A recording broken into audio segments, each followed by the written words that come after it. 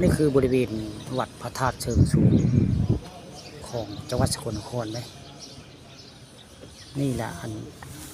พระธาตุเชิงชุมมันจะเจิดเถิน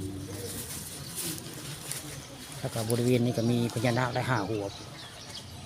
ก็มีศาลามีท้าวเวสสุวรรณในยืนเจิดเถินแล้วก็มีรูปสิงห์รูปปั้นสิงห์เนาะในบริเวณนี้เรียกว่าสิงห์กัน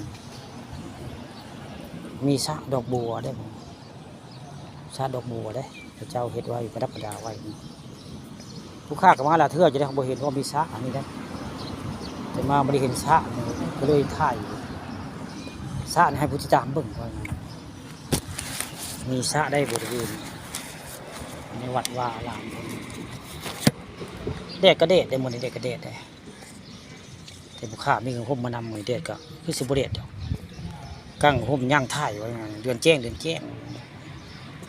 นี่แหละบริเวณพระธาตุเชิงชุมมีสระดอกบัวนี่ได้ดอกบัวขี้แบ้เบิ่งแล้วก็ได้บริเวณนั้นสิงยืนทะเลรูปปั้นสิง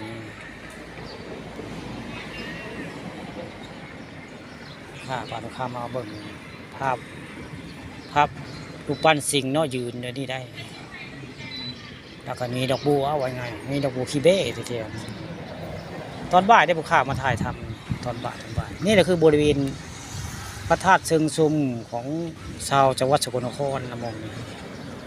พูดก็มีพระธาตุได้พระธาตุเชิงชุมเลยนะ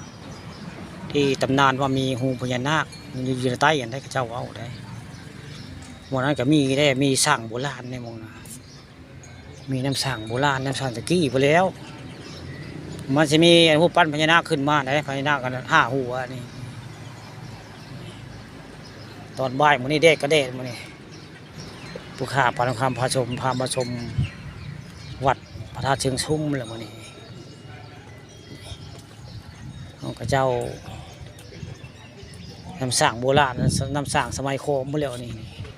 หรือว่าเป็นหูพญานาคขึ้นกับพระยักษ์หมูนี่เจ้าเฮ็ดไว้สงสัยอาซิเมนต์ของยักษ์หมูเป็นหูพญานาคขึ้นตะกี้กับพระยักษ์เจ้าเฮ็ดแบบนี้ได้สงสัยได้ผู้ข่าก็ได้ยังไปถามเขาเจ้าเนาะคนในวัดที่เขาจักมันน้ำสร้างความหมายเป็นอะไรเนาะน้ำสร้างที่มีหูพญานาคนั่นเขาเจ้าจะเห็นอย่างเด้เขาสิมีงานเนาะในวัดยังสงสัยอยู่เลยถ้าถึงชุมนี่ก็รูปสิงห์แล้วก็มีท้าวเวสสุวรรณได้ยืนเจิดเถิดเวสสุวรรณหน้าเก่งขาบเลยรูปสิงก็นั่งยิงแค่ได้เพราะสิงอันท้าวเวสสุวรรณมีคาถาก็ได้ผมคาถาบูชาท้าวเวสสุวรรณก็มีได้เลยคาถาบูชาท้าวเวสสุวรรณก็มีได้นี่นะคาถาก็ไม่มองงามแต่ลูกเพิ่นก็ได้รูปปั้นของท้าวเวสสุวรรณมายืนเถิด